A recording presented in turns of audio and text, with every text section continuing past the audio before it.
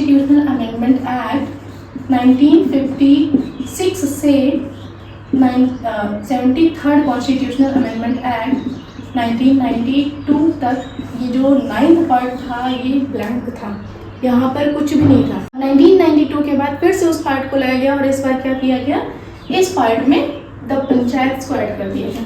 ठीक है, अब एक नंबर होता है जैसे 1 to लेके 1 to 10, तो यहाँ पे 9 भी आएगा, तो 9 ऐड कैसे किया जाएगा, वो तो ओरिजिनल कॉन्स्टिट्यूशन में होना चाहिए। तो देखो हुआ क्या था, जो शेड्यूल 1 था ना, शेड्यूल 1 में यूनियन एंड इट्स टेरिटरीज आता है और उसमें जो स्टेट्स थे उसके हमने 4 डिवीज़न कर रखे थे, part A, part B, part C and part D. लेकिन जब 7th कॉन्स्टिट्यूशन अमेंडमेंट 1956 आया तो उसमें हमने क्या किया, ये जो डिवीज़न था ना उसको हमने चेंज कर दिया, स्टेट रीऑर्गेनाइजेशन कर दिया। तो ये जो डिवीज़न था उसको हटा के हमने सिर्फ 2 डिवीज़न रखे, एक स्टेट्स का और एक यूटीज़ का। तो वो जो पार्ट डी था ना, वहाँ पे पार्ट डी का जो मैटर था वो पार्ट हमारे कॉन्स्टिट्यूशन के पार्ट 9 में गिवन था। राधे राधे बच्चों, कैसे हैं आप सब। तो हम एम लक्ष्मीकांत इंडियन पॉलिटी का 7th एडिशन कंटिन्यू कर रहे हैं। ये हमारा 4th चैप्टर है, selling features of the constitution. Okay, अभी तक हमने 15 फीचर्स को स्टडी कर लिया है। ये 16 फीचर होगा हमारा 3rd टियर गवर्नमेंट। अब 3rd टियर गवर्नमेंट का क्या मतलब होता है, 3 टियर का मतलब होता है 3 लेवल्स। ठीक है, जो हमारे यहाँ गवर्नमेंट है ना वो 3 लेवल में है, टॉप पे सेंट्रल लेवल, उसके बाद स्टेट लेवल, उसके बाद local self government, local level. But क्या ये पहले से ही था, ओरिजिनल कॉन्स्टिट्यूशन में ही था? तो नहीं, ओरिजिनल कॉन्स्टिट्यूशन में केवल सेंट्रल और स्टेट लेवल की गवर्नमेंट थी, बाद में लोकल सेल्फ गवर्नमेंट भी लाई गई 73rd constitutional amendment and 74th constitutional amendment के थ्रू। ठीक है, अब जैसे सेंटर में होता है ना, सेंटर में पीएम होते हैं, ठीक है, प्रेसिडेंट होते हैं, वैसे स्टेट में क्या होता है, सीएम होते हैं, गवर्नर होते हैं। सेंटर में जैसे पार्लियामेंट होती है, वैसे स्टेट में स्टेट लेजिस्लेटिव असेंबली होती है, स्टेट लेजिस्लेटिव काउंसिल होती है।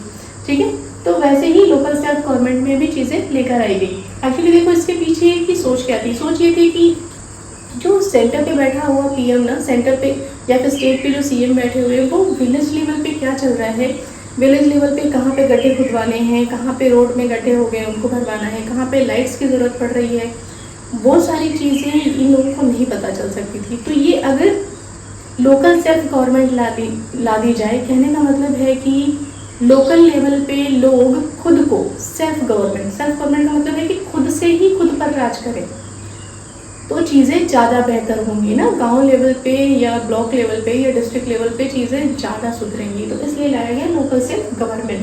ठीक है, अब ये लोकल सेल्फ गवर्नमेंट भी ना दो पार्ट्स में डिवाइड किया गया, पहला रूरल लोकल सेल्फ गवर्नमेंट और दूसरा urban local self government.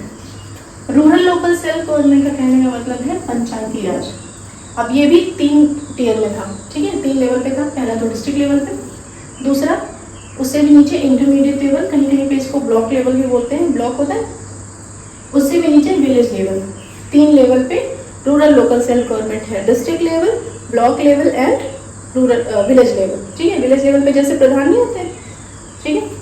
Urban local self government की हम बात करें तो उसको भी 3 डिवीज़न किए गए। पहला तो म्यूनिसिपल कॉरपोरेशन, जिसको हम हिंदी में नगर निगम बोलते हैं। ये डिवीज़न इस बेसिस पे किया गया कि जहाँ पे जो बड़ी बड़ी सिटीज़ होती है ना, जहाँ पे 10 लाख से भी ज़्यादा पॉपुलेशन होती है, जैसे लखनऊ हो गया, ठीक है, कानपुर हो गया आपका, या बाराबंकी हो गया, तो उसको हमने म्यूनिसिपल कॉरपोरेशन बोला, नगर निगम बोला। नेक्स्ट डिवीज़न जो था वो म्यूनिसिपल काउंसिल था। म्यूनिसिपल काउंसिल कहने का मतलब है नगर पालिका परिषद। ये 1 लाख से ज़्यादा पॉपुलेशन है, 10 लाख से कम पॉपुलेशन वाली सिटीज़ थी, ठीक है, जैसे आगरा हो गया आपका, है ना। उसके बाद आपका आता है नगर पंचायत। नगर पंचायत एक ऐसा, अब देखो इसको टर्म देखो, नगर भी है और पंचायत भी है। तो ये एक ऐसा एरिया था जो ट्रांजिशनल फेज में था, मतलब ना तो ये पूरी तरह से सिटी बन पाया था और ना ही ये विलेज था, तो ये ट्रांजिशन फेज में था। कहने का मतलब है कि ये विलेज से धीरे धीरे सिटी लेवल की तरफ जा रहा था। तो ऐसे एरिया को हमने नगर पंचायत बोला। जैसे कस्बे होते हैं ना, टाउन्स, ठीक है, तो वो नगर पंचायत होते हैं। ओके, अब यहाँ की जो पॉपुलेशन है वो 12,000 to 40,000 होनी चाहिए, ठीक है।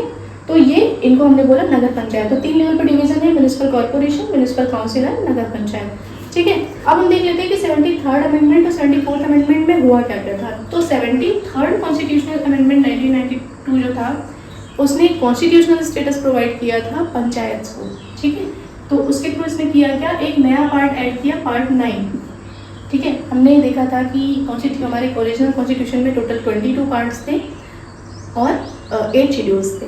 ठीक है, तो एक नया पार्ट ऐड हो गया, पार्ट 9, और एक नया पार्ट शेड्यूल ऐड हुआ, schedule 11, 73rd constitution amendment act 1992 के थ्रू।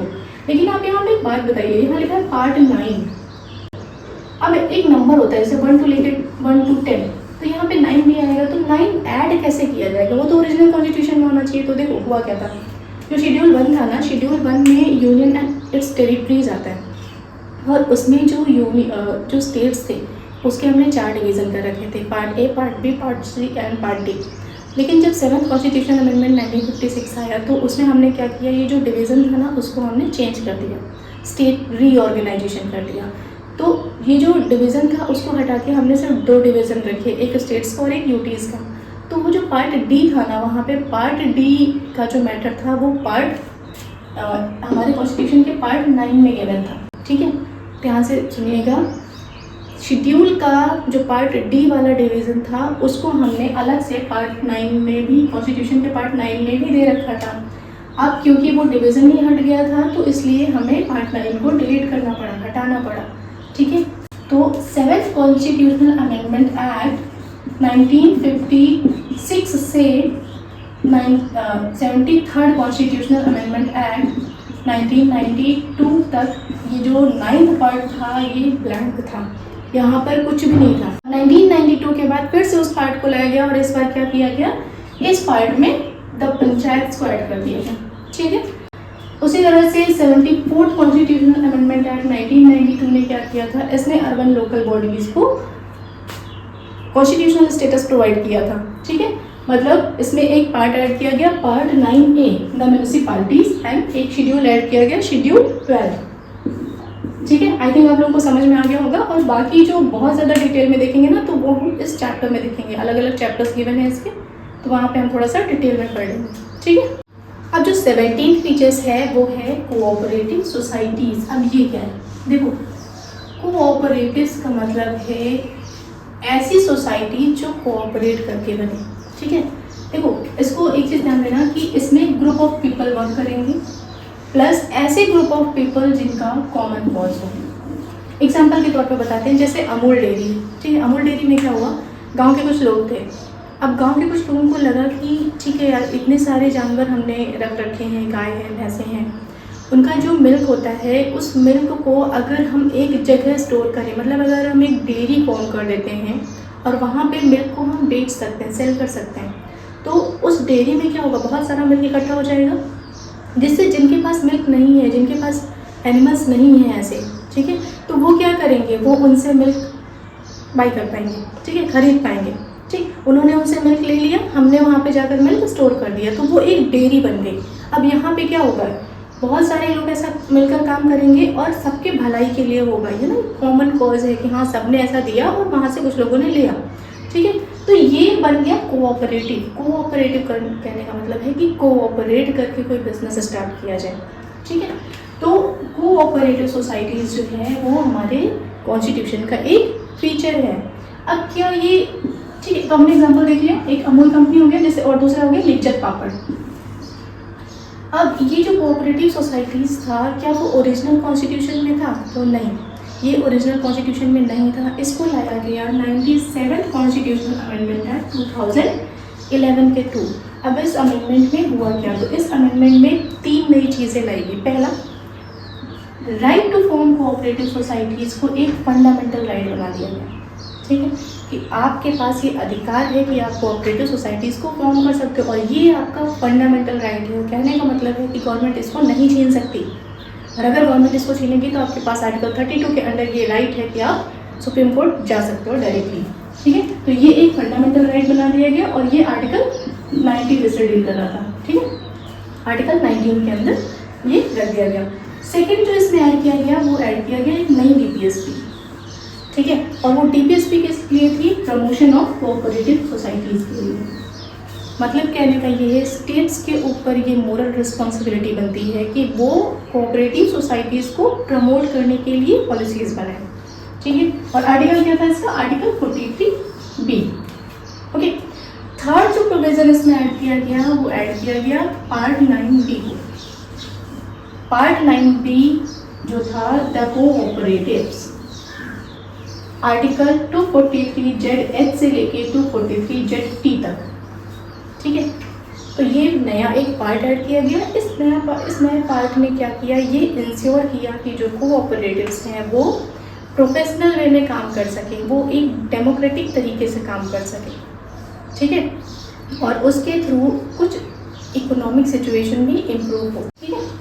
तो पार्ट 9B ने और भी कुछ किया है, वो क्या किया है, अब पार्ट 9B ने ना पार्लियामेंट को पावर दे रखी थी और स्टेट लेजिस्लेचर को भी पावर दे रखी थी। किस मामले में, मान लीजिए कुछ ऐसी कोऑपरेटिव सोसाइटीज़ हमें बनानी है जो कई सारे स्टेट्स में वर्क करें, मल्टी स्टेट कोऑपरेटिव सोसाइटीज़, तो उनके लिए पावर है, उनके लिए लॉ बनाने का पावर है पार्लियामेंट के पास। लेकिन कुछ ऐसे बाकी जो अदर कोऑपरेटिव सोसाइटीज़ हैं, ठीक है, तो ऐसी कोऑपरेटिव सोसाइटी जो कई सारे स्टेट में काम कर सकें या मल्टी स्टेट कोऑपरेटिव सोसाइटीज़ के लिए लॉज बनाने का पावर पार्लियामेंट को दे रखा है पार्ट 9B ने। और अदर जो कोऑपरेटिव सोसाइटीज़ हैं जो मल्टी स्टेट पे काम ना करें, उनके लिए पावर किसके पास है, स्टेट लेजिस्लेचर के पास। मतलब ऐसी कोऑपरेटिव सोसाइटीज़ जो मल्टी स्टेट पे वर्क नहीं कर रही हैं, उनके लिए लॉस कौन बनाएगा, वो स्टेट लेजिस्लेचर बनाएगा, ठीक है। तो अभी जो कोऑपरेटिव सोसाइटीज़ है ना वो बहुत अच्छे से वर्क कर रही हैं, इसके लिए एक मिनिस्ट्री भी बना दी गई है। तो आप मुझे ये बताइएगा कमेंट सेक्शन में कि वो मिनिस्ट्री जो है वो अभी किसके हाथ में है, ठीक है, तो उसका मिनिस्टर अभी कौन है। ओके, चलिए, थैंक यू।